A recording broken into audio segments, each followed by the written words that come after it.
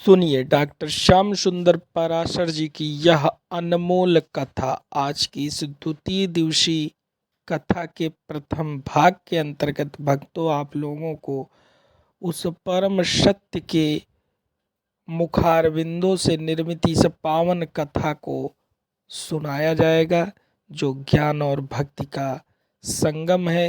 इस कथा को सुने भक्तों और अपने मन को भी ज्ञान और भक्ति से परिपूर्ण करें। श्री राधे राधे। श्रीमद् भागवत महापुराण सप्ताह ज्ञान यज्ञ में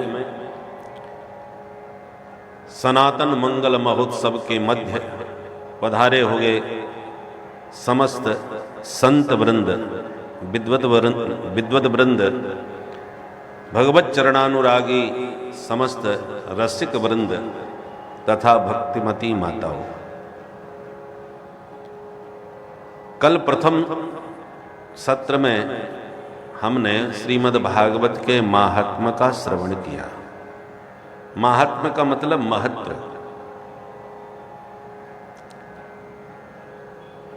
सबसे पहले भागवत सप्ताह सनकादिकों ने नारद जी को श्रवण कराया गंगा तट हरिद्वार में, और वृद्ध हो गए, मूर्छा में पड़े हुए ज्ञान और वैराग्य को जागृत करा दिया।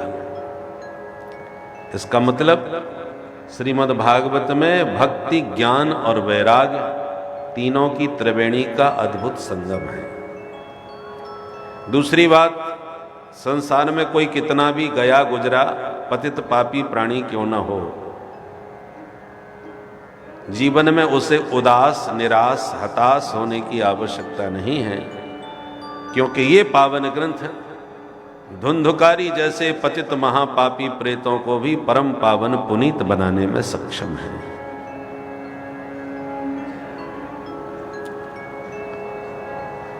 श्रीमद् भागवत वेदों का ही भाष्य है, वेद सम्मत है। इसके मंगलाचरण में किसी देवता विशेष का नाम नहीं है। मंगलाचरण में हमेशा किसी देवता का ध्यान किया जाता है, और इसमें किसका ध्यान है? बोले सत्यम परम धीमहि। हम तो परम सत्य का ध्यान कर रहे हैं। पर वो परम सत्य है कौन? अब सभी ने अपने अपने ढंग से अर्थ किए।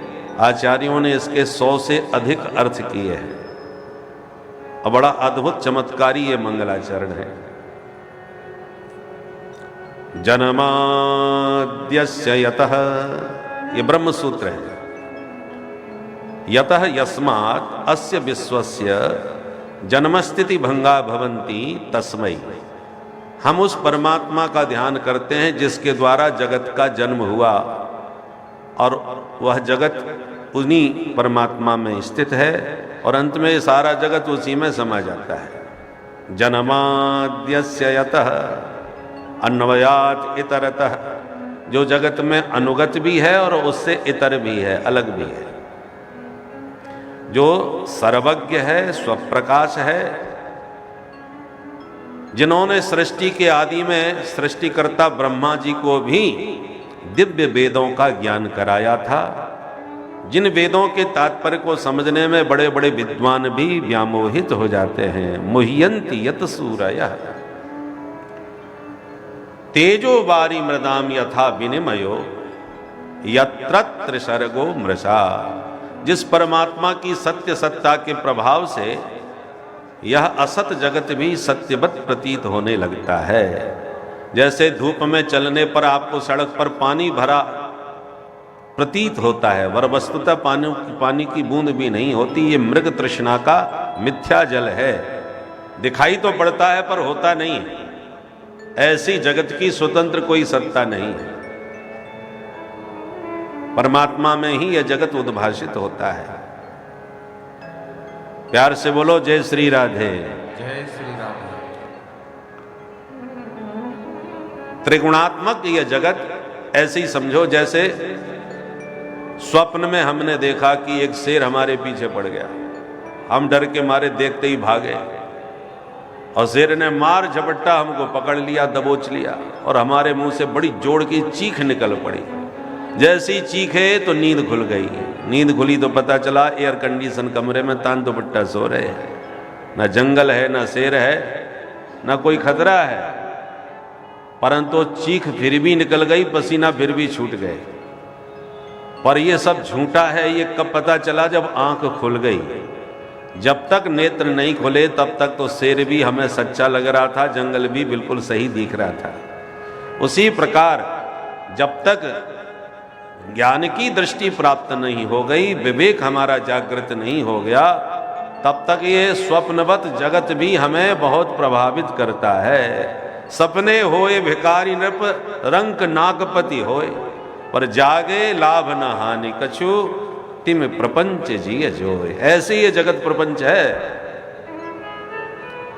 धामना स्वेन सदा निरस्त कुहकम, स्वेन अपने स्वरूप का प्रकाश होते ही, अपने स्वरूप का बोध होते ही, निरस्त कुहकम, कपट रूपी जो माया का दिखाया हुआ जगत जाल है, तत्क्षण निरस्त माने समाप्त हो जाता है। ऐसे उन सच्चिदानंद प्रभु का हम सब मिलकर के ध्यान करते हैं। बोल सच्चिदानंद भगवान की जय।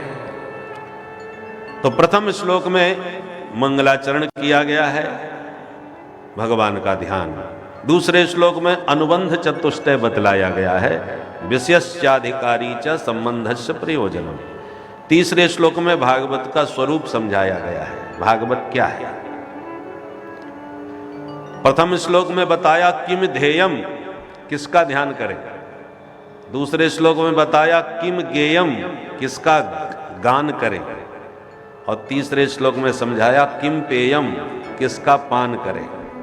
तो प्रारंभ के 3 श्लोक ध्येय, गेय और पेय तीनों का प्रतिपादन करते हैं। तो ध्यान सबने अपने अपने आराध्य का किया। किसी ने राम जी का, किसी ने श्याम जी का, किसी ने भोले बाबा का, किसी ने देवी मैया का। इस प्रकार से श्री बंसीधर स्वामी पाद हुए हैं, जिन्होंने श्रीधरी टीका पर टीका की है। उन्होंने इसके 125 अर्थ किए और अद्भुत उन्होंने अपना पांडित्य इस भागवत के मंगलाचरण में दिखाया है। अब दूसरे श्लोक में बताया भागवत का प्रतिपाद्य विषय क्या है, और इसमें 3 बार अत्र शब्द का प्रयोग किया एक ही श्लोक में। धर्मः प्रोज्झित कैतवोत्र परमो निरमत्सराणां सताम् वेद्यं वास्तवमत्र वस्तु शिवदम् तापत्रयोन्मूलनम्। श्रीमद्भागवते महामुनिकृते किं वा परैरीश्वर सद्यो हृद्यवरुद्धते त्रिकृतभिः शुश्रूषभिः तत्क्षणात्। अत्र अस्मिन् ग्रन्थे प्रोज्झित कैतवः परमो धर्मः निरूप्यते। इस ग्रंथ में वेद व्यास जी महाराज निष्कपट परम धर्म का निरूपण करने वाले हैं। अब शब्दों पर थोड़ा सा ध्यान दें। यदि इसी ग्रंथ में निष्कपट धर्म का वर्णन करेंगे तो क्या कपटपूर्ण धर्म भी होता है? बोले हाँ। बोले कपटपूर्ण धर्म क्या होता है भाई? धर्म किसे कहते हैं? वेद प्रणहितो धर्मः। छठवें स्कंद के प्रथम अध्याय के 40वें श्लोक में बतलाते हैं वेद प्रणहितो धर्मः। वेदों ने जो कहा है वो हमारा धर्म है। वेदों ने क्या कहा?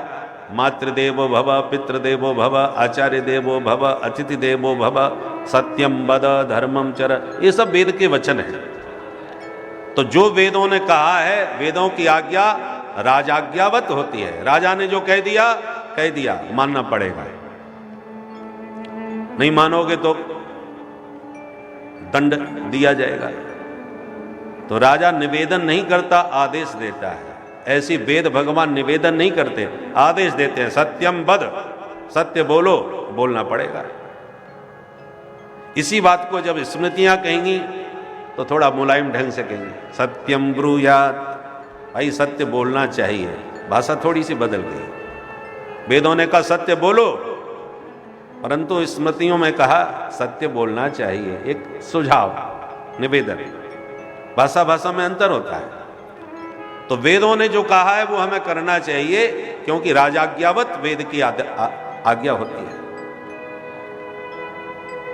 अब पितृदेवो भव, पिता को देवता मान के पूजो, तो पुत्र का धर्म है पिता की सेवा करे, पिता को देवता के तुल्य माने। आचार्य देवो भव, गुरुदेव को भगवान की तरह मानो, गुरु साक्षात परब्रह्म, वेदों ने कहा है, इसलिए हमें गुरुदेव को भगवान की तरह मानना पूजना चाहिए। अब कपटपूर्ण धर्म कब हो जाता है कि कोई पिता की सेवा तो कर रहा है, तो यह धर्माचरण हुआ, पिता की सेवा करना, पर सेवा में उद्देश्य कुछ और ही है। उद्देश्य क्या है?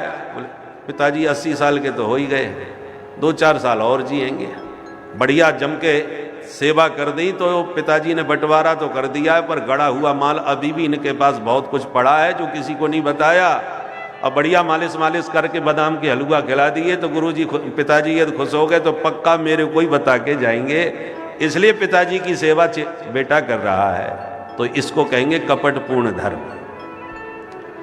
गुरु की सेवा करना शिष्य का कर्तव्य है, धर्म है, करना चाहिए, पर गुरुजी की इसलिए सेवा कर रहा है कि गुरुजी खुश हो गए तो जाते जाते मेरे को चादर ओढ़ा के जाएंगे, तो ये कपटपूर्ण धर्म कहलाएगा। फलेक्षा यत्र जायेत सस्यात् धर्मः स कैतवः, निष्कामो यो भवेत् धर्मः स शुद्धः परिकीर्तितः। निष्काम भाव से धर्म का आचरण करना विशुद्ध धर्म है। और धर्म के माध्यम से कुछ और पाना चाह रहे हो, धर्म का केवल आवरण है। राम जी इसलिए याद आ रहे हैं क्योंकि सत्ता हमें प्राप्त हो जाए, तो यह कपटपूर्ण धर्म है। राम जी से तुम्हारा हृदय से वास्तविक प्रेम है तो आपका सच्चा धर्म है। फलेक्षा यत्र जायेत, धर्म के माध्यम से कुछ और पाना चाह रहे हो तो यह कपटपूर्ण धर्म कहलाता है। तो श्रीमद् भागवत में निष्कपट परम धर्म का निरूपण किया गया है। जाए न चाहिए कबहू कछु, तुम सन सहज स्नेह। भगवान के प्रति स्वाभाविक प्रीति होना चाहिए, फलाकांक्षा नहीं कि हमें ये जय ठाकुर जी महाराज बहू के बेटा दे दो तो 56 भोग हम लगवाएंगे, बढ़िया हमारी नौकरी लग गई तो एक भागवत हम भी करवाएंगे। तो भगवान के माध्यम से हम पाना कुछ और चाहते हैं, तो ये कपटपूर्ण धर्म कहलाता है। विशुद्ध प्रेम में फल की आकांक्षा नहीं होती, स्वाभाविक प्रीति होनी चाहिए। भागवत का मुख्य विषय यही है। भागवत सुनने का अधिकारी कौन? निर्मत्सराणाम सताम परोत्कर्ष असहनम मत्सरः तदरहितानाम निर्मत्सराणाम। भागवत सुनने का वही अधिकारी है जिसके भीतर से मात्सर्य मिट गया हो। मात्सर्य मतलब मत्तः अग्रे सरतीति मत्सरः, ये व्यक्ति मुझसे इतना आगे निकल गया, अब कुछ भी हो जाए, कुछ भी करना पड़े, कितना भी खर्चा हो जाए, पर एक ना एक दिन उसको फंसा के नीचे पटकना है। माने दूसरे की तरक्की आपसे सहन नहीं हो रही, चुभन पैदा कर रही है, तो समझ लो आपके भीतर मच्छर घुस गया। मच्छर और मत्सर में थोड़ा ही अंतर है। मच्छर बाहर से काटता है और मत्सर भीतर से काटता है। तो बाहर से मच्छरों को काटने से बचने के लिए बहुत उपाय है, मच्छरदानी है, कछुआ छाप है और तमाम ऑल आउट है। पर ये भीतर वाला जो मत्सर है वो बड़ा खतरनाक है, बड़े बड़े लोगों को काटता है। सताम का विशेषण है निर्मत्सराणाम, माने जिन सज्जनों के भीतर ये मात्सर्य रूपी मच्छर घुसा है वो इसका अधिकारी नहीं है।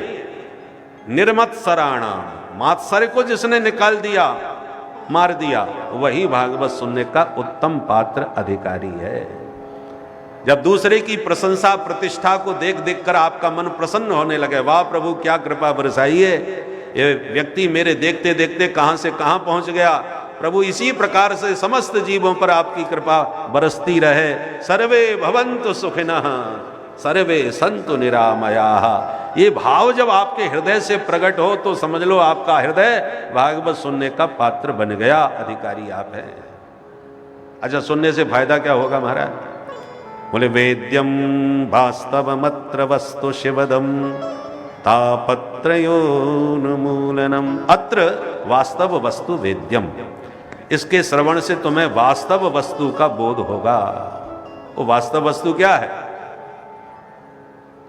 वास्तवो जीवः वास्तवी माया वास्तवम जगत। जीव, जगत और माया तीनों को वास्तव कहा जाता है। और भागवत में तो वास्तव वस्तु एक ही है। अस्ति स्वस्तरुणी कराग्र विगल कल्प प्रसूना प्लुतम वस्तु प्रस्तुत वेणुनाद लहरी निर्व्याण निर्वाण निर्व्याकुलम वस्तु अस्ति। किशोराकृति वस्तु अस्ति। यहां पर एकमात्र वस्तु हमारे वासुदेव श्री कृष्ण ही हैं।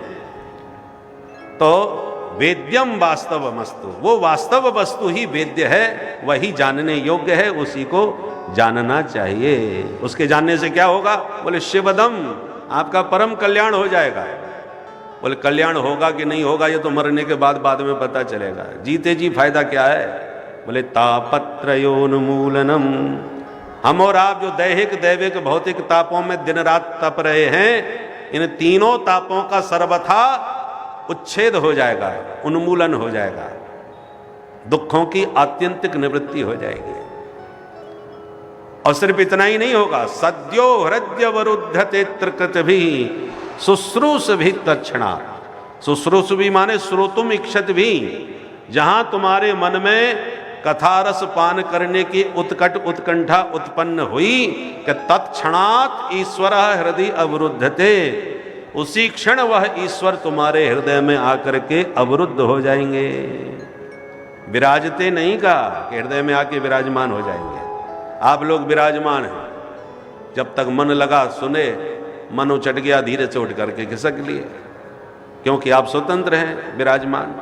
और अवरुद्धते माने सारे गेट बंद कर दिए जाएं कि अब तो 4 बजे के बाद आरती होने के बाद ही गेट खुलेगा, तो आप विराजमान नहीं अवरुद्ध कहे जाएंगे। कोई मोबाइल पर संदेश दे कि भैया बहुत जरूरी बात करनी है, तनिक बाहर आओ, तो आपको कहना पड़ेगा क्या करें महाराज, फंस गए यहां पर कथा में, अब हम नहीं जा सकते 4 बजे से पहले बाहर। तो जब चाहते हुए भी आप बाहर न जा सकें तो आप अवरुद्ध हैं। अवरुद्ध माने कैद। जेल खाने में जेलर साहब भी बैठे हैं और कैदी भी बैठे हैं, पर कैदी अवरुद्ध हैं और जेलर साहब विराजमान हैं। विराजमान वो है कि जब मर्जी हो बाहर घूमे आए, और अवरुद्ध वो है जो चाहते हुए भी बाहर न जा पाए।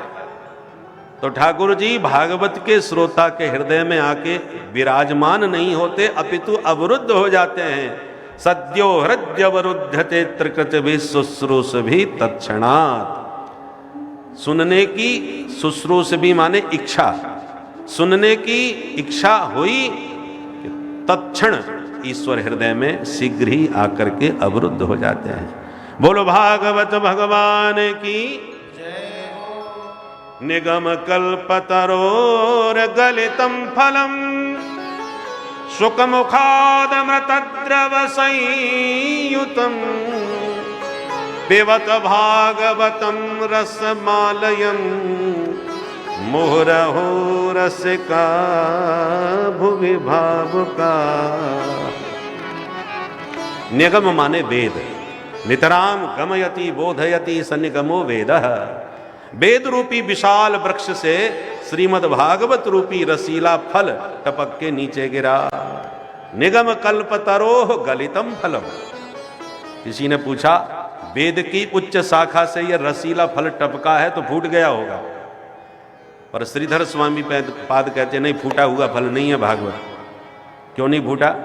बोले धम्म से नीचे नहीं गिरा, डायरेक्ट नहीं गिरा, इनडायरेक्ट गिरा है। कैसे? बोले श्रीमन नारायण के मुखार बिंद से टपका तो ब्रह्मा जी के द्वारा प्राप्त हुआ, तो ब्रह्मा जी के शाखा पर लटका। फल डायरेक्ट गिरे तो फूट जाएगा, और डाली प्रति डाली के द्वारा धीरे धीरे आवे तो नहीं फूटेगा। तो श्रीमन नारायण ने ब्रह्मा जी को, ब्रह्मा जी ने नारद जी को, नारद जी ने व्यास जी को, व्यास जी ने सुखदेव जी को, सुखदेव जी ने परीक्षित जी को दिया। तो तो ऐसे ही शिष्य प्रशिष्य शाखा पल्लव परंपरया सनई सनई अखंड मेवावतीर्णम न तो उच्च निपातेन स्फुटितम। बहुत ऊंचाई से तो गिरा, पर शिष्य प्रशिष्य शाखा परंपरा से धीरे धीरे धरा पर आया है, इसलिए रसीला भी है और साबुत है, पूरी तरह सुरक्षित है, खंडित नहीं है, अखंडित फल है। अच्छा महाराज ये बताओ, ये फल खट्टा निकलेगा कि मीठा? ब्यास जी कहते हैं बहुत मीठा है, एक बार खा के तो देखो। बोले महाराज आपके कहने से तो हम नहीं मानेंगे। क्यों नहीं मानोगे भाई? बोले आपका फल है तो आप तो मीठा बताओगे। जो फल बेचता है वो अपने फल को खट्टा क्यों कहेगा? एक सज्जन आवाज लगा रहे थे, खरबूजे शक्कर से मीठे, खरबूजे शक्कर से मीठे। तो सुनने वाला प्रभावित हो गया, उसने खरीद लिया। अमनिया करके पाया तो बिल्कुल फीका, उसमें कोई स्वाद ही नहीं। तो खरीदने वाला नाराज होगा, क्यों रे मूर्ख बना रहा है, इसमें तो कोई स्वाद ही नहीं है।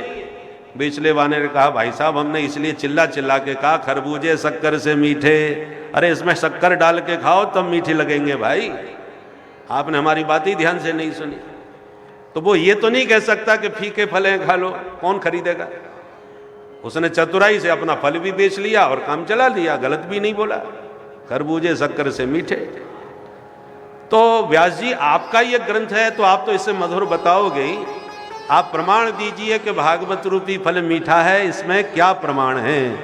व्यास जी बोले प्रमाण यह है कि इसमें तोते ने मुंह मार दिया है, और तोता जिस फल में चोंच मार दे तो आंख मूंझ के समझ लो गारंटी से मीठा निकलेगा, क्योंकि फलों का परम पारखी होता है तोता। तो भागवत रूपी फल में किस तोते ने मुंह मारा? बोले सुख मुखात अमृत द्रव संयुतम। सुख मुख विगलित फल है। परमहंस परिव्राजकाचार व्यासनंदन भगवान सुखदेव जो पैदा होते ही परमहंस प्रव्रजंत हो गए थे, ऐसे महामुनीन्द्र सुखदेव जी के श्रीमुख से यह विगलित है, इसलिए गारंटी के साथ कहते हैं तोते ने मुंह मारा है, बहुत ही मीठा है। कितना मीठा है? बोले अमृत द्रव संयुतम, अमृत के समान है। अमृत माने परमात्मा, जो मरते हों वो मृत, और जो कभी ना मरे वो अमृत। अमृतम परमानंदः स एव द्रवो रसः। श्रुतियों ने परमात्मा को रस ही बतलाया है, रसो वै सः रसम हेवानम लब्ध्वानंदी भवति। तो वो परमात्मा ही रस रूप में भागवत रूपी फल के मध्य विराजमान है। इसलिए अहो रसिका भुवि भावुका, हे रसिक जनो, हे पृथ्वी के भावुक जनो, आप आओ और इस रस का बारंबार पान करो। पिबत भागवतम रसमालयम। किसी ने कहा अभी अभी तो आप इसे फल बता रहे थे, आप कह रहे हो पियो। पिबत, फल कहीं पिए जाते हैं? अरे फल को खाया तो जाता है, चूसा भी जाता है, पिया नहीं जाता। तो ये कैसा फल है भागवत जो आप हमें पिला रहे हो? व्यास जी कहते हैं जिस फल में छिलका हो, गुठली हो, बीजा हो, उनको चूसो और खाओ, पर इसमें छिलका गुठली ऐसा कुछ है ही नहीं जो जिसको निकाल के फेंक दिया जाए। सर्वग्राह्य रस ही रस है, रस के अलावा कुछ नहीं है। क्योंकि रसमालयम, ये रस का भंडार है। जैसे विद्यालयम, भोजनालयम, औषधालयम, पुस्तकालयम, ऐसी भागवत क्या है? रसमालयम, रस ही रस है। इसमें छिलका गुठली फेंकने वाली कोई वस्तु नहीं है, त्याज्य वस्तु कुछ नहीं है, सर्वग्राह्य रस है। इसलिए अहो रसिका पिबत भागवतम रसमालयम। अच्छा कितनी बार पिए? बोले मुहु मुहु, माने बारंबार पियो, एक दो बार से काम नहीं चलेगा। कब तक पीते रहे? बोले आलयम मोक्ष पर्यंतम, जब तक पीते पीते उस रस में पूरी तरह लय न हो जाओ, लीन न हो जाओ, डूब न जाओ, तब तक इस रस को निरंतर पान करते जाओ। बोल भागवत भगवान की जय। ऐसा ये अलौकिक अद्भुत अमृत रस है। प्रथम अध्याय में सौनकादि ऋषियों ने सूत जी महाराज से 6 प्रश्न पूछे हैं, उन्हीं का उत्तर संपूर्ण भागवत में विस्तार पूर्वक सूत जी महाराज ने दिया है। पहला प्रश्न, पुंसा में कांतत श्रेय तन्न संसितुमर्हति। महाराज, हे सूत जी महाराज, इस समय घोर कलयुग आ चुका है। जीव आसुरी प्रकृति के हो गए हैं। लोगों की बुद्धि भी मंद है और भाग्य भी अति मंद है। ऐसे मंदमती कलयुग के प्राणियों का कल्याण कैसे होगा? वो कृपा करके हमें बताओ। किसी की बुद्धि कमजोर हो और भाग्य तेज हो तो भाग्य के भरोसे कल्याण हो जाएगा, और किसी का भाग्य कमजोर हो और बुद्धि का धनी हो तो बुद्धि के बल पर निर्वाह हो जाएगा। पर मंदा सुमंद मतयो मंद भाग्या उपद्रुता, जिसका भाग्य भी मंद हो और बुद्धि भी मंद हो, ऐसे बुद्धि और भाग्य से मंद प्राणी जो कलयुग के हैं, उनका कल्याण कैसे होगा? पहला प्रश्न। दूसरा प्रश्न, जितने भी पंथ हैं, उन पंथों के जितने भी धर्म ग्रंथ हैं वो लगभग एक ही है। किसी भी पंथ का देखो धर्म ग्रंथ एक ही सुनाई पड़ेगा, पर सनातनी धर्म, सनातनियों से पूछा जाए तुम्हारा धर्म ग्रंथ क्या है, तो गिनना भारी पड़ जाएगा। 4 वेद हैं, 18 पुराण हैं, 6 शास्त्र हैं, फिर महाभारत और वाल्मीकि रामायण जैसे ऐतिहासिक ग्रंथ हैं, कितनी उपनिषदें हैं। हम तो अपने ग्रंथों का नाम तक पूरा नहीं बता पाएंगे, इतने ग्रंथों का भंडार सनातन के पास है। तो महाराज, इतनी तो उम्र ही पूरी हो जाएगी कि पढ़ते पढ़ते तो आचरण में कब लाएंगे। इसलिए सभी शास्त्रों का सार क्या है वो कृपा करके आज हमें बता दीजिए। तीसरा प्रश्न हमारा यह है महाराज कि भगवान अवतार क्यों लेते हैं? जिनके संकल्प से संसार बन सकता है, जिनकी टेढ़ी भ्रकुटी पर महाप्रलय हो सकता है, उस परमात्मा को स्वयं जगत में आने की क्या जरूरत पड़ती है? वहां बैठे बैठे सब काम कर सकते हैं।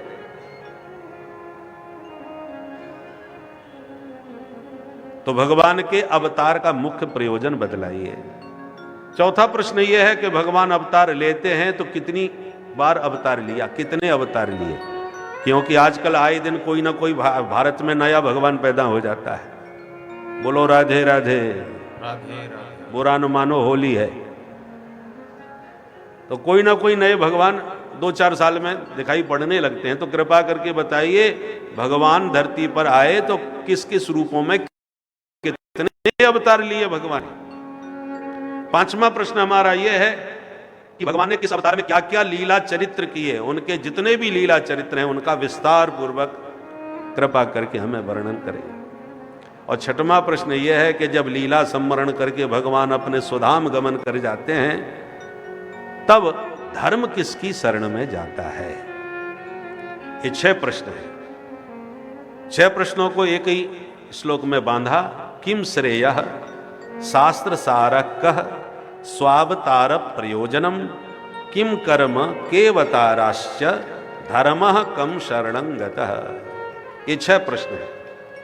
प्रश्नों को सुनकर के सूत जी बड़े प्रसन्न हुए और बोले, महात्माओं, आपने लोक मंगल की भावना से बहुत ही सुंदर प्रश्न पूछे हैं, बहुत ध्यान से सुनिए। पर पहले हम अपने गुरु जी का ध्यान कर लें। गुरु कृपा ही केवलम, क्योंकि गुरु कृपा के बिना कुछ भी वाणी से बखान कर पाना संभव नहीं होता।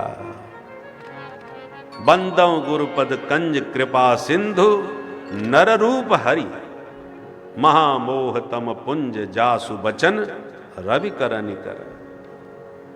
प्यार से बोलो जय श्री राधे। जय श्री राधे। जीव के हृदय में जो अज्ञान का अंधकार भरा हुआ है वो कैसे दूर होगा? जब गुरुदेव के वचन कान के द्वारा सुनते हैं, वो वचनों की किरण जब कर्णरंध्र से हृदय में जाती है तो अज्ञान के अंधकार को मिटा देती है और विवेक रूपी सूर्य को जगा देती है, विवेक का प्रकाश भर देती है। जासु वचन रवि कर निकर। इसलिए अज्ञान तिमिरांधस्य ज्ञानांजन शलाकया चक्षुरुन्मीलितम येन तस्मै श्री गुरवे नमः। इसलिए गुरुदेव का ध्यान किया। और सूत जी महाराज के गुरुदेव कौन हैं? व्यासनंदन भगवान सुखदेव महामुनि। सुखदेव जी सूत जी महाराज के गुरु जी हैं। इसलिए सूत जी महाराज ने 2 श्लोकों में सुखदेव जी का ध्यान किया। यम प्रव्रजन्तमनुपेतमपेत कृत्यम द्वैपायनो विरह कातर आजुहाव पुत्रेति तन्मयतया तरवोभिनेदुस् तम सर्वभूत हृदयं मुनिमानतोऽस्मि।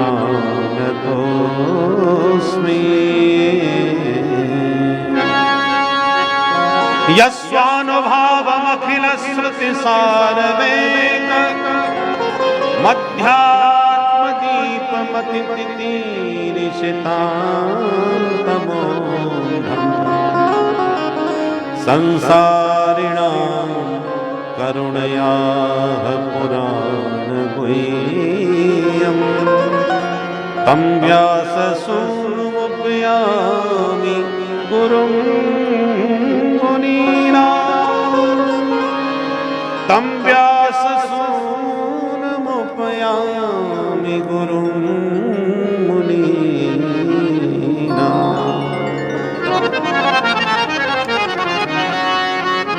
प्रथम श्लोक में सुखदेव जी के ध्यान में उनका दिव्य स्वरूप वर्णन करते हैं। कैसे हैं सुखदेव जी? यम प्रव्रजंतम, जो जन्मते ही परिव्राजक हो गए।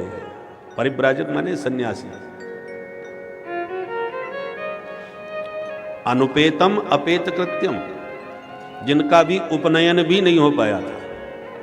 ब्राह्मणों का सर्वश्रेष्ठ संस्कार होता है यज्ञोपवीत, जनेऊ संस्कार, और सुखदेव जी पैदा होते ही बिना जनेऊ संस्कार के ही चल दिए। इसलिए इनके पिता श्री कृष्ण द्वैपायन वेदव्यास जी महाराज विरह से व्याकुल हुए, बेटा के पीछे पीछे पुत्र पुत्र पुकारते हुए भागे। द्वैपायनो विरह कातर आजुहाव, जोर जोर से बुला रहे हैं, बेटा भो शुक क्वायाशी, अरे बेटा सुखदेव कहां जा रहे हो? और एक बार भी मुड़ के जिन्होंने नहीं देखा पिता को, पिताजी जब जोर से चिल्लाते हैं बेटा, तो जंगल के वृक्ष से टकराती हुई आवाज पूरे जंगल में गूंज जाती है, बेटा बेटा बेटा। ये ध्वनि पूरे जंगल में वृक्षों से टकरा के गूंज रही है। तरवो भिनेदो, मानो वृक्षों के माध्यम से भी व्यास जी को कुछ सुखदेव जी उपदेश दे रहे हैं। ऐसे सर्वभूत हृदय भगवान व्यासनंदन सुखदेव जी के पाद पद्मों में हम बारंबार प्रणिपात करते हैं, जिन सुखदेव जी ने समस्त श्रुतियों का सार निकाल करके अध्यात्म का दीपक श्रीमद् भागवत के रूप में प्रज्वलित कर दिया। अध्यात्म दीप मतिति ऋषिताम तमोंधम, अज्ञान के अंधकार में बहुत से जीव भटकते फिर रहे थे, रास्ता नहीं सूझ रहा था कि हमारा गंतव्य क्या है, हम किधर जाएं। तब सुखदेव जी ने अध्यात्म का दीपक श्रीमद् भागवत के रूप में प्रज्वलित कर दिया। और क्यों किया? बोले संसारिणाम करुणया, भटकते हुए संसारी जीवों पर उनके हृदय में करुणा जाग गई और कृपा करुणा से द्रवित होकर के यह दीपक जला के समस्त जीवों को रास्ता अध्यात्म पथ का दिखा दिया। ऐसे पथ प्रदर्शक जगत गुरु व्यासनंदन भगवान सुखदेव जी के श्री चरणों में बारंबार हमारा प्रणाम है। माया मुक्त महात्मा है सुखदेव जी। श्री सूत जी कहते हैं, ऋषियों, पहला प्रश्न है किम श्रेय, जीव मात्र का कल्याण कैसे हो? तो देखो, सबई पुंसाम परो धर्मो यतो भक्तिरधोक्षजे अहेतुक्य प्रतिहता ययात्मा संप्रसीदति। पुंसाम परो धर्म, प्राणी मात्र का परम धर्म एक ही है। धर्म अलग अलग हो सकते हैं। धर्म का मतलब क्या होता है? जिसको धारण किया जाए। पुत्र धर्म है, पितृ धर्म है, मातृधर्म है। अग्नि का धर्म है जलाना, और अग्नि अपना धर्म त्याग दे, धर्मनिरपेक्ष हो जाए अग्नि, तो क्या अग्नि अग्नि रह जाएगी, खिलौना बन जाएगी? यदि जलाना छोड़ दिया आग ने तो आग आग नहीं रह जाएगी। मारना छोड़ दिया तो विष विष नहीं रह जाएगा। जो मारक न हो वो विष कैसा? प्रत्येक का धर्म होता है। पुत्र का धर्म है पिता की सेवा करना, पिता का धर्म है पुत्र का भरण पोषण करना, राजा का धर्म, प्रजा का धर्म, पति का धर्म, पत्नी का धर्म, सबके धर्म हैं। धर्म का स्वरूप भिन्न भिन्न है। अपने अपने धर्म का सबको पालन करना चाहिए, पर परम धर्म एक ही है। और वो परम धर्म क्या है? यतो भक्ति ही अधोक्षजे, भगवान के पाद पद्मों में पराभक्ति प्राप्त हो जाए, ये प्राणी मात्र का परम धर्म है। भगवान ने गीता में अपने मुख से कहा है कि सभी धर्मों को त्याग कर, सर्वधर्माम त्यज्यते, सभी धर्मों को त्याग कर आप यदि भक्त मेरी शरण में आ जाए तो मैं उसे सभी पापों से मुक्त कर देता हूँ। क्योंकि आप जानते ही हैं कि ज्ञान की ही अग्नि में सभी पाप जलते हैं, और प्रभु के रूप को प्राप्त करने का अर्थ है ब्रह्म ज्ञान प्राप्त करना, जिससे स्वतः ही सारे पापों का नाश हो जाता है। इसीलिए प्रभु भक्ति में लीन होइए और अपने भूतकाल में किए गए कृत्यों का प्रायश्चित करते हुए उनका नाश की करवाएं भक्तों, और परम कल्याण को अपने आप को प्राप्त कराएं। श्री राधे राधे। करके तुम शरण में जा सकते हो, फिर आपको कोई पाप नहीं लगेगा, कोई दोष नहीं लगेगा। प्यार से बोलो जय श्री राधे। उदाहरण से देखो, राम जी 14 साल के लिए वन को जा रहे थे। लक्ष्मण जी को पता चला तो भाग करके राम जी के चरण पकड़ लिए, प्रभु मैं भी आपके साथ चलूंगा। भगवान बोले लक्ष्मण तुम कैसी बात कर रहे हो, हम 4 भाइयों में भरत और शत्रुघ्न इस समय मामा जी के यहाँ गए हुए हैं, और माता पिता ने मुझे 14 साल के लिए वनवासी बनाया है, तो मैं वन को जा रहा हूं। अब तुम भी मेरे साथ चल पड़ोगे तो चारों में एक भी नहीं रह जाएगा, फिर माता पिता गुरु जी की सेवा कौन करेगा? पिताजी कितने दुखी हैं मेरे जाने से। इसलिए लक्ष्मण इस समय आपका यही धर्म बनता है कि अयोध्या की रक्षा करो, माता पिता की सेवा करो। बात बिल्कुल सही थी, पर क्या ये सही बात लक्ष्मण जी ने मान ली? बिल्कुल नहीं मानी। राम जी धर्म की बात कर रहे हैं कि माता पिता गुरु जी की सेवा करो और राष्ट्र की रक्षा करो, इस समय अयोध्या संकट में है। और लक्ष्मण जी का जवाब क्या? बोले गुरु पितु मातु न जानहु काऊ, गुरु पितु मातु न जानहु काऊ, गुरु पितु मातु न जानहु काऊ, गुरु पितु मातु न जानहु काऊ, कहूँ स्वभाव नाथ पतिया, कहूँ स्वभाव नाथ पतिया, कहूँ स्वभाव नाथ पतिया, कहूँ स्वभाव नाथ पतिया। क्षमा करें प्रभु, मैं माता पिता गुरु किसी को नहीं जानता। सुन के राम जी तो आश्चर्यचकित हो गए, लक्ष्मण तुम क्या बोल रहे हो भैया? जब मैया बाप और गुरु को ही तुम नहीं जानते तो फिर जानते किसे हो? शास्त्र कह रहे हैं मातृदेवो भव पितृदेवो भव, तुम सबको किनारे कर रहे हो, किसी को नहीं मानते। किसे मानते हो फिर? लक्ष्मण जी बोले मैंने तो बचपन से सिर्फ एक को ही माना है और उसी को जाना है। कौन? मोरे सबई एक तुम स्वामी, मोरे सबई एक तुम स्वामी, दीन बंधुर अंतरयामी, दीन बंधुर अंतरयामी, रामो मत्पिता रामचन्द्रः स्वामी रामो मत्पिता रामचन्द्रः सर्वस्वं मे रामचन्द्रो दयालो नान्यं जाने नैव जाने न जाने।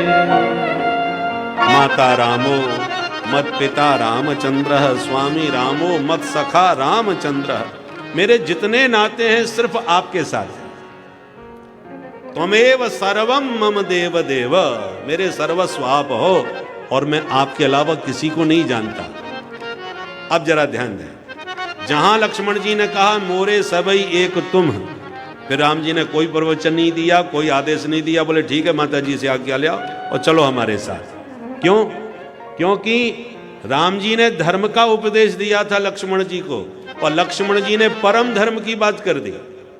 माता पिता गुरुजनों की सेवा करना धर्म है, राष्ट्र की रक्षा का दायित्व निभाना धर्म है, पर भगवान की शरण में जाना जीव मात्र का परम धर्म है।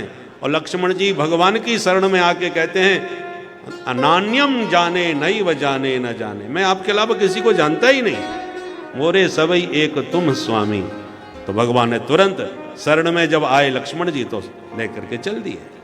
इसका मतलब परम धर्म की प्राप्ति में लौकिक धर्म का त्याग करना पड़े तो कोई दोष नहीं है, त्याग देना चाहिए। बहुत से महात्मा गृहस्थ जीवन में प्रवेश किए बिना, माता पिता बने बिना पहले ही बाबा जी बन जाते हैं, तो उन्हें पाप थोड़ी लगता है।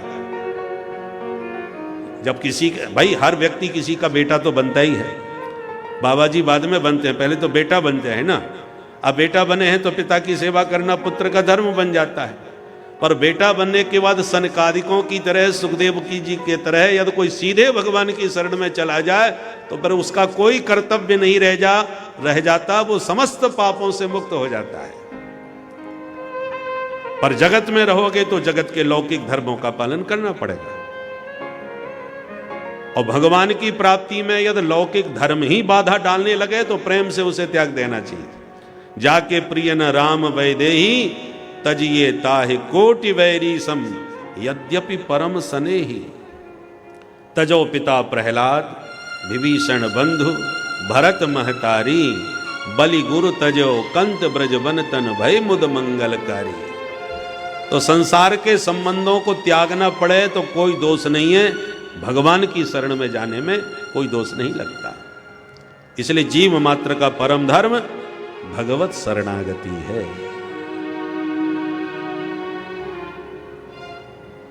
बहुत पैसा कमा लेना, बहुत ऊंची प्रतिष्ठा बना लेना, आप कितने भी बड़े व्यक्ति बन जाओ, कितने भी करोड़पति अरबपति बन जाओ, पर मरने के बाद तो एक फूटी कौड़ी भी नहीं ले जा सकते, सब छोड़ के ही जाना पड़ेगा ना आपको। और कितनी भी संपन्नता प्राप्त होने पर जन्म मरण का चक्कर नहीं छूटता। जन्म मरण का झंझट तो तभी छूटेगा जब उस परम तत्व को जान करके जाओगे।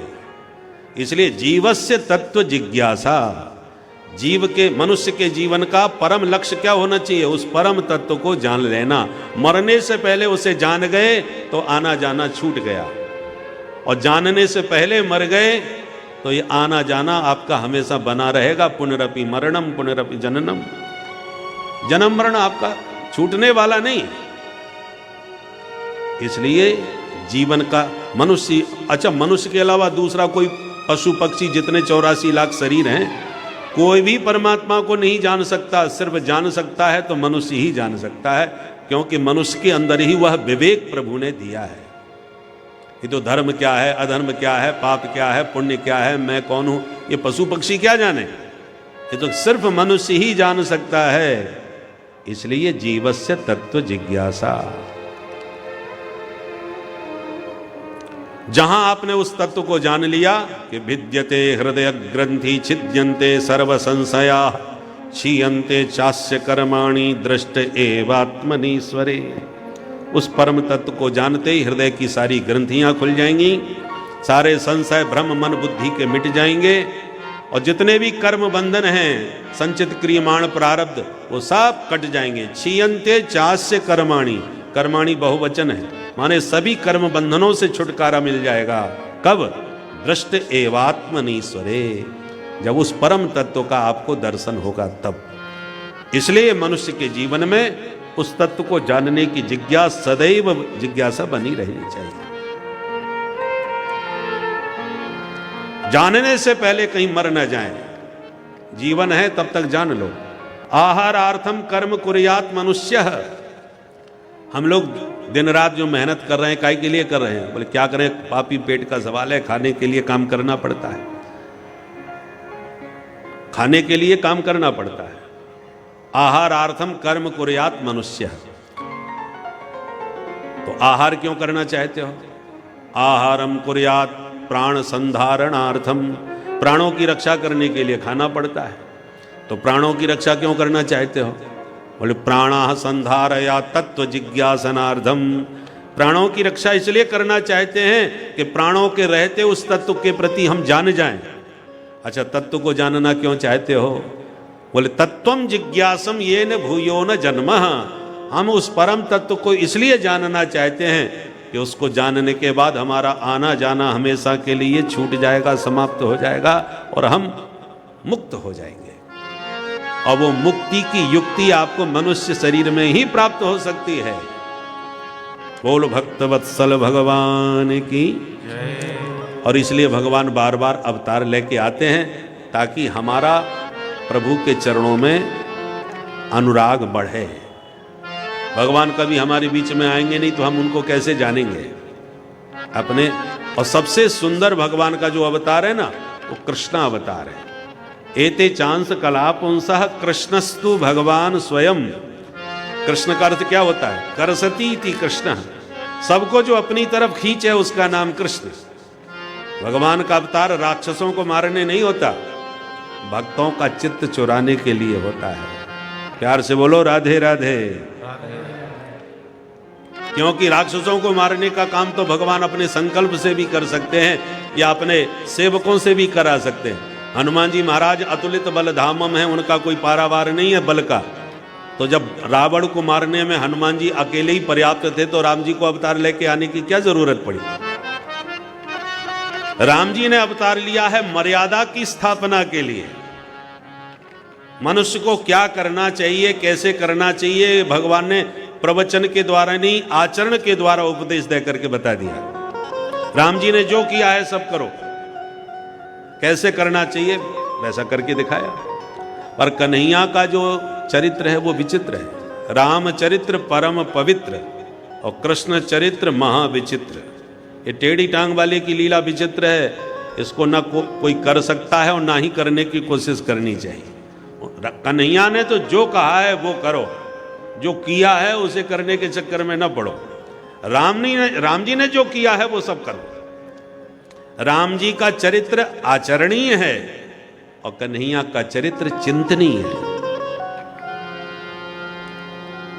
करसती, वो चित्त को चुराने के लिए चित्तचोर बन करके कृष्ण आए हैं। जैसे मल्लाह मछली पकड़ते हैं, क्या करते हैं? एक डोरी में कांटा लगाते हैं, कांटे में आटा लगाते हैं और आटा लगा कांटा पानी में गिराते हैं। मछली आटा खाने आती है, कांटे में फंस जाती है, सुई पकड़ के खींच लेते हैं। उसी प्रकार वो आटा, जो कांटे में आटा लगता है ना, वो कांटा कैसा होता है? ऐसा टेढ़ा, जो मछली की तालू में फंस जाता है। जैसे कृष्ण शब्द में का के नीचे री लगाई जाती है ना, टेढ़ी, बिल्कुल कांटा बिल्कुल वैसे ही रेकार की तरह होता है। तो जैसे मछली का कांटा टेढ़ा होता है मछली फंसाने के लिए, ऐसे ही संसार रूपी सागर में मन रूपी मत्स्य जो हमारा किलोलय करता घूम रहा है, इस मन रूपी मछली को फंसाने के लिए कन्हैया हमारे टेढ़े मेढ़े बन करके आए हैं। क्योंकि एक कहावत है, सीधी उंगली से घी नहीं निकलता, तो टेढ़ी करनी पड़ती है। उसी प्रकार राम जी पहले तो सीधे बन के आए और जो काम सीधे बन के नहीं कर पाए उसके लिए फिर बाद में टेढ़े बन करके आ गए। राम कृष्ण दो एक हैं, अंतर नहीं निमेष, इनमें अंतर कुछ भी नहीं है, केवल अंतर आंखों में है। राम कृष्ण दो एक हैं, अंतर नहीं निमेष, परंतु राम जी के उनके नयन गंभीर हैं, पर इनके चपल विशेष। राम जी के नेत्रों में गंभीरता है और ये टेढ़ी टांग वाले के नेत्र बड़े चंचल हैं। तो चित्त को चुराने के लिए चंचल टेढ़े मेढ़े नटनागर बन करके प्रभु पधारे हैं। बोल बंसी वारे की जय हो। और मछली का जो फंसाने वाला कांटा है ना, मल्लाह लोग उसे बंसी बोलते हैं। बंसी में मछली फंस गई तो वो मछली फंसाने के लिए बंसी का कांटा लगाते हैं और ये बंसी बजा करके आते हैं चित्त को चुराने के लिए, मन रूपी मछली को फंसाने के लिए। कृष्ण गृहीत मानसाः, मन को बंसी से ही तो फंसाते हैं। इसलिए कृष्णस्तु भगवान स्वयं, भगवान कृष्ण का चरित्र बड़ा अद्भुत और विचित्र है। अच्छा हमारा ये बताओ, ये जो भागवत आप हमें सुना रहे हो, पहले ये बताओ इसकी रचना किसने करी, कहां करी, क्यों करी, कब करी?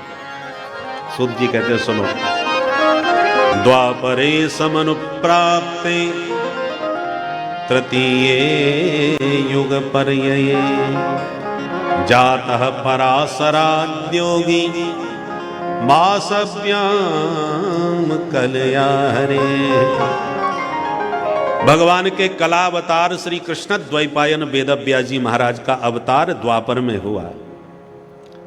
जब व्यास जी महाराज ने अपनी त्रिकालज्ञ दृष्टि से भविष्य की ओर देखा तो घोर कलयुग आता दिखाई पड़ा।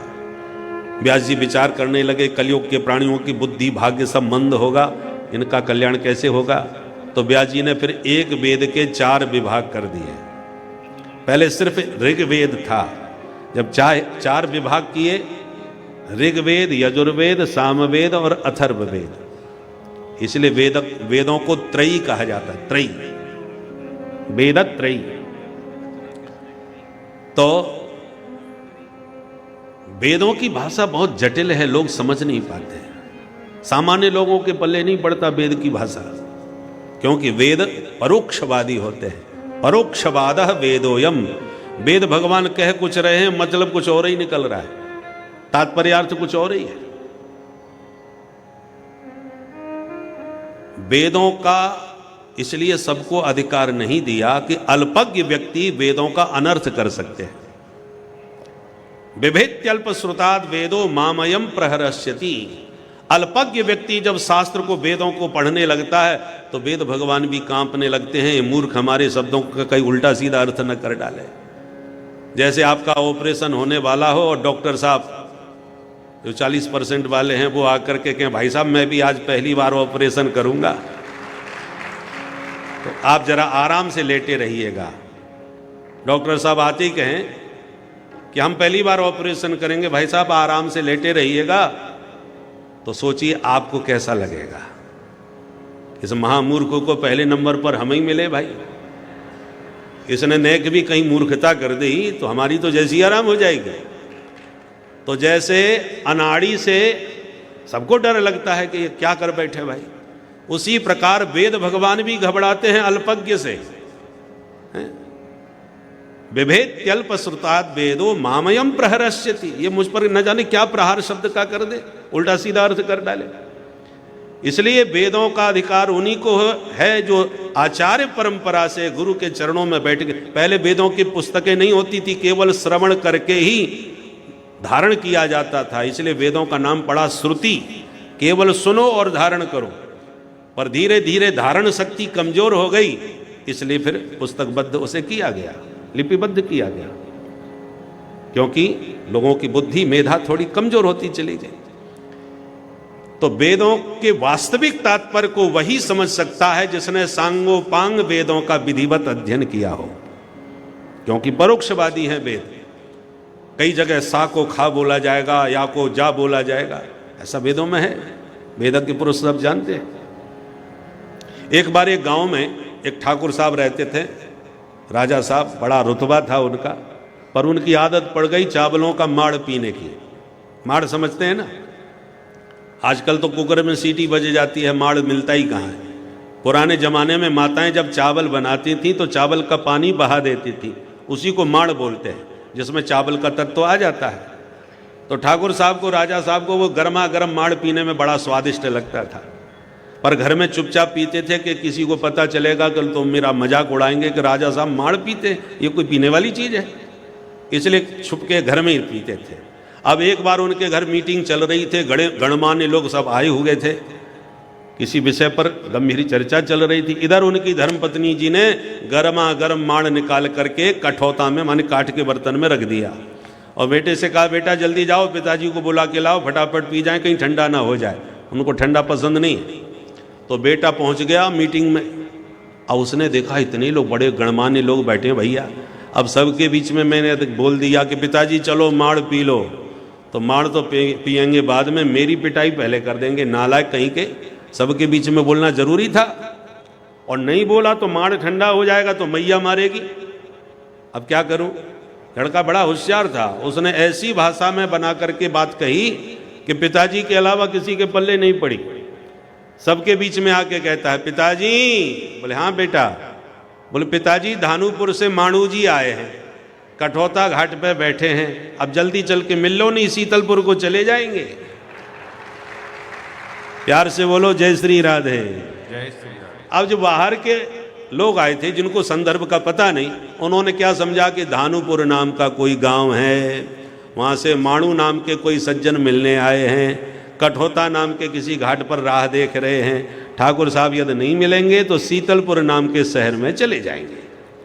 बाहर वालों को यही अर्थ लगा, पर उसका जो मूल असली अर्थ था वो अकेले ठाकुर साहब ही समझ पाए कि धान से उत्पन्न चावलों का माड़ निकला, कठौता में धरा है, फटाफट पी लो नहीं तो ठंडा हो जाएगा। शब्द वही एक है, पर असली अर्थ अकेले ठाकुर साहब समझे, दूसरा कोई नहीं समझ पाया।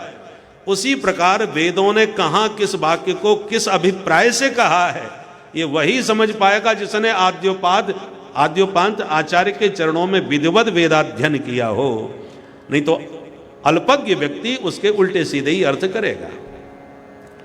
इसलिए व्यास जी महाराज को लगा कि वेद की भाषा जटिल है, इसका सरलीकरण करना चाहिए। तब पंचम वेद लिखा जिसका नाम है महाभारत। महाभारत में 1,00,000 श्लोक हैं, अद्भुत ग्रंथ है महाराज। सभी वेद उपनिषदों का सार निकाल करके महाभारत में भर दिया है। पर प्राय हम लोग महाभारत के नाम पर केवल कौरव पांडवों का युद्ध ही मस्तिष्क में आता है। महाभारत जो ग्रंथ लिखा है उसमें केवल कौरव पांडवों का झगड़ा मात्र नहीं है, हमारे समस्त सनातन धर्म के स्वरूप को सार रूप में महाभारत में व्यास जी ने भर दिया है। क्योंकि उसी महाभारत का अंश है भगवद गीता, जो सब उपनिषदों का सार सर्वस्व है। पर इतना बड़ा ग्रंथ लिख करके वे व्यास जी का मन संतुष्ट नहीं हुआ, तो फिर पुराणों की रचना प्रारंभ कर दी। एक एक करके 17 पुराण लिख डाले। 17 पुराण लिख के भी जब चित्त को शांति नहीं मिली तो सिर पकड़ के व्यास जी बैठ गए और सोचने लगे अब क्या करूं। मन प्रसन्न तो अभी भी नहीं है। इतने में नारद जी आ गए। देवर्षि नारद जी ने जब व्यास जी का लटका हुआ मुंह देखा तो टोका, अरे पाराशर जी महाराज बड़े परेशान दिखाई पड़ रहे हो, क्या बात है? सब ठीक ठाक तो है, धर्म कर्म सब ठीक चल रहा है? पाराशर्य महाभाग भवतः कच्चिदात्मना परितुष्यति शारीर आत्मा मानस एव वा। पराशरस्यापत्यम पुमान पाराशरः, ये पराशर ऋषि के पुत्र हैं व्यास जी महाराज, इसलिए व्यास जी को ही पाराशर कह करके नारद जी ने संबोधित किया और कहा कि आपके मुख पर प्रसन्नता क्यों नहीं है? व्यास जी ने तुरंत खड़े होकर नारद जी को प्रणाम किया, आसन दिया, पूजन किया और कहा भगवान मैं स्वयं नहीं समझ पा रहा कि मेरा मन प्रसन्न क्यों नहीं है, जबकि मैंने इतने बड़े बड़े ग्रंथ लिख डाले, महाभारत लिखा, पुराण लिखे, फिर भी चित्त अभी मेरा पूरी तरह प्रमोदित नहीं है, प्रसन्न नहीं है। नारद जी बोले हम बताएं? अरे बताओ महाराज। बोले सुनो व्यास जी, ग्रंथ भले ही आपने जोरदार लिखे हैं पर किसी भी ग्रंथ में अभी तक गोविंद के गुणानुवाद नहीं गाए हैं, और जब तक प्रभु के चरित्र नहीं गाओगे तब तक चित्त में चैन नहीं पाओगे।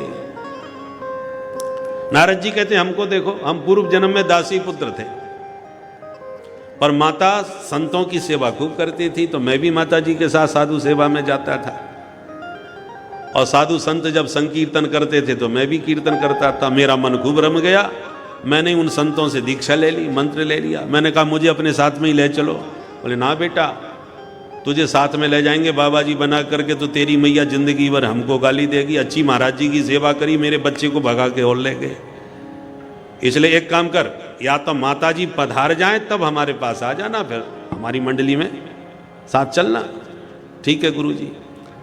समय रहते एक दिन सांप ने मैया को काट लिया, मैया पधार गई तो मैं सीधा भागा संतों के पास।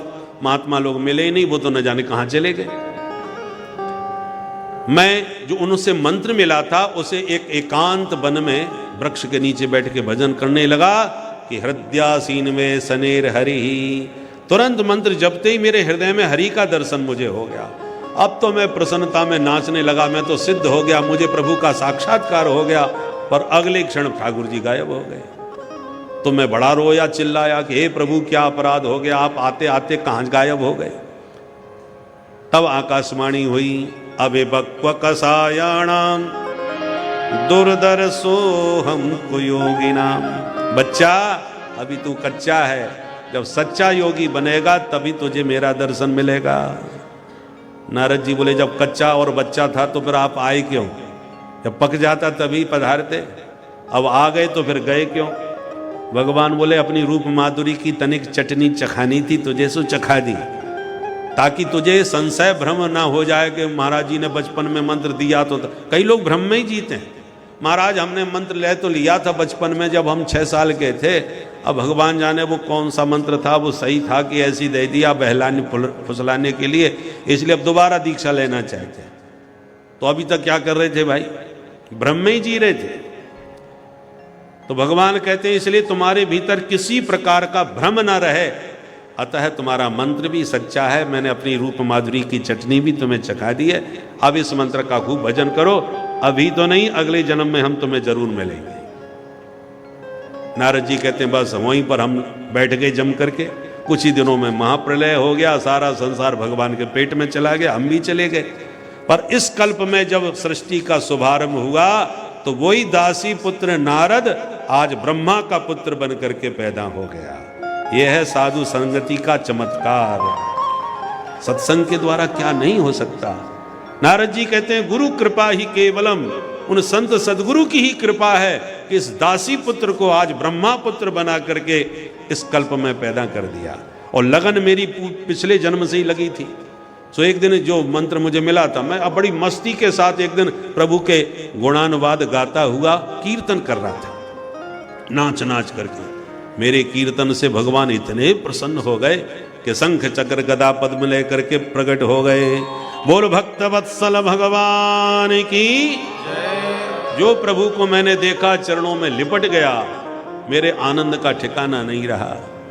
भगवान ने प्रसन्न होकर के मुझे अपने हाथों से दिव्य वीणा प्रदान कर दी और कहा पुत्र इस वीणा पर मेरे गुणानुवाद गाते हुए पूरे ब्रह्मांड में विचरण करो, संपूर्ण ब्रह्मांड में तुम्हारी अव्याहत गति होगी और मेरे नाम का खूब प्रचार प्रसार करो ताकि जीवों का उद्धार हो। नारद जी कहते हैं व्यास जी जब से ये वीणा मिली है, ये वीणा तो मेरा ऐसा पासपोर्ट और वीजा है कि पूरे ब्रह्मांड में घूमता हूं, कहीं की रोक टोक किसी प्रकार की नहीं है। परंतु व्यास जी इसलिए आपसे भी निवेदन कर रहा हूं कि जैसे गोविंद के गुण गाते गाते ये नारद जगत पूज्य नारद हो गया दासी पुत्र से, तो व्यास जी ऐसे ही आप भी प्रभु के गुणानुवाद गाओ। आपने अभी ग्रंथ तो बहुत लिखे हैं पर विधि निषेध बहुत है, ऐसा करो वैसा न करो। भगवान के गुणगान कहीं नहीं किए, इसलिए आपको चैन नहीं मिल रहा। परमहंस जो संत होते हैं वो भगवान के चरित्रों का आनंद लेते हैं, इसलिए गोविंद के गुण गाओ। और यूं कह करके अंतर्धान हो गए नारद जी महाराज। व्यास जी तुरंत अपनी गुफा से बाहर निकले। व्यास गुफा आपने सुना होगा, माना गांव में बद्रीनाथ धाम में माना गांव है, वहां पर व्यास गुफा है जिसके नीचे सरस्वती नदी, उसके ऊपर बना है भीम पुल। उसी का वर्णन भागवत में किया जा रहा है। ब्रह्म नद्याम सरस्वत्याम आश्रम पश्चिमे तटे। सरस्वती के तट पर व्यास गुफा से व्यास जी ने तुरंत अपनी कमी समझी नीचे उतर के सरस्वती में स्नान किया और गुफा में बैठ के भगवान का ध्यान किया। ध्यान करते ही भागवत की भागीरथी हृदय में प्रवाहित होने लग गई और व्यास जी गाते गए, गणेश जी लिखते गए। देखते देखते श्रीमद् भागवत की पावन संहिता 18,000 श्लोकों में प्रकट हो गई। बोलो भागवत भगवान की जय। अब विचार किया इस पावन ग्रंथ को सबसे प्रथम किसे सुनाऊं, तो तुरंत याद आ गया मेरा बेटा सुखदेव, उससे बड़ा परमहंस कौन होगा। पर वो न जाने कहां बैठा होगा। तो 4 चेलाओं को 2-2 श्लोक रटा दिए और चारों दिशाओं में घुमा दिए। तो जिस गुफा में सुखदेव जी ध्यान मग्न बैठे थे, उसी गुफा में घूमते हुए व्यास जी का एक चेला पहुंच गया और मस्ती से गाने लगा एकांत में। बरहा पीडम नटवर वपुः कर्णयो कर्णिकारम्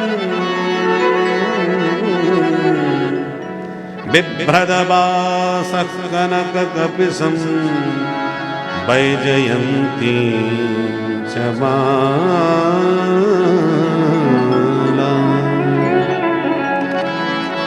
रंध्राण वेणु रधर सुधया पूरयन् गोप वृंदै वृंदारण्यं स्वपद रमणं प्राविसज गीत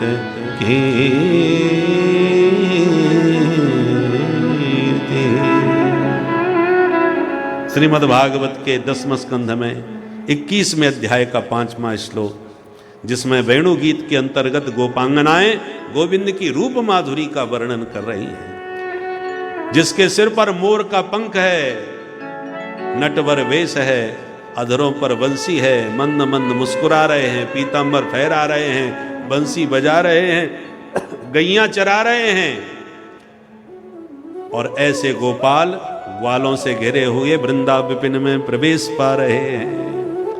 इतना सुनते ही सुखदेव जी की तो समाधि खुल गई। ऐसे मोर मुकुट बंसी वाले के तो दर्शन करने चाहिए। इतने में मन विचर गया, स्वभाव न जाने कैसा होगा। स्वभाव के प्रति संदेह हुआ तो दूसरा श्लोक कान में पड़ा। अहो बकीयम स्तन कालकूटम, अहो बकीयम स्तन कालकूटम जिघांसया पाय यदाप्यसाध्वी, जिघांसया पाय यदाप्यसाध्वी लेभे गतिं धात्र्युचितां ततोऽन्यम्, लेवे गतिं धात्र्युचितां ततोऽन्यम् कं वा दयालुं शरणं व्रजेम, कं वा दयालुं शरणं व्रजेम।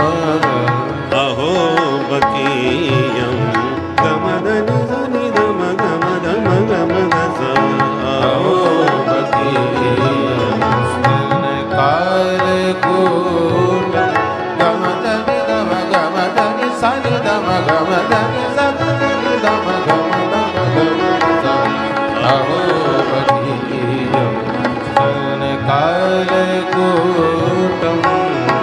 जिघांसया पाय यदाप्यसाध्वी, जिघांसया इस श्लोक को सुनकर शुकदेव मुनि ने सोचा कि ऐसा भी कोई ब्रह्म क्या अवतार लेकर आ सकता है जो पूतना जैसी महाअघिन को भी मात्र दर्जा प्राप्त करे। और जो शुकदेव निराकार भक्ति में संलिग्न थे, वह इन श्लोक को सुनते ही जैसे ही यह श्लोक उनके कानों में प्रवेश करता है, वह तुरंत विचलित होकर उठते हैं और खोजने लगते हैं कि कौन इस श्लोक का गान कर रहा है और फिर उनके पास जाते हैं और श्लोक सुनाने को कहते हैं। इतना अद्भुत जो ज्ञान है वो शुकदेव मुनि के अंदर बचपन से ही था, बाल्यावस्था में ही था और अंततः गत्वा उन्होंने सब छोड़कर श्रीमद् भागवत कथा को सुनना ही अपनी प्रथम प्राथमिकता दिया। तो इससे सिद्ध होता है कि यह कथा कितनी उच्च कोटि की कथा है जिससे सभी पापों का नाश होता है। तो आप लोग इस कथा को प्रेम पूर्वक सुनते रहें भक्तों। श्री राधे राधे। आएगा भला। हरेर गुणाक्षिप्त मति भगवान वादरायणी। और गोविंद के इन गुण गणों पर आकर्षित हो गए श्री सुखदेव जी दौड़े चले आए और तब व्यास जी के चरणों में बैठ करके अध्यगान महदाख्यानम संपूर्ण भागवत को विधिवत उन्होंने श्रवण किया और फिर श्रवण करके श्री परीक्षित को श्रवण कराया। एक बात बताएं, दो कढ़ाई में बनी हुई मिठाई बड़ी रसीली होती है। जलेबी सेक दी तो जलेबी नाम तो पड़ गया, पर जब तक चाशनी की कढ़ाई में नहीं पड़ेगी तब तक रसीली नहीं बनेगी। उसी प्रकार भागवत की जलेबी तो व्यास जी ने बना के तैयार करी, पर सुखदेव जी के हृदय की सरस चाशनी में कुछ दिन पड़ी रही तो ऐसी रसीली जलेबी बनी है भागवत कि जिसने पाया वही इस रस का दीवाना होता चला गया।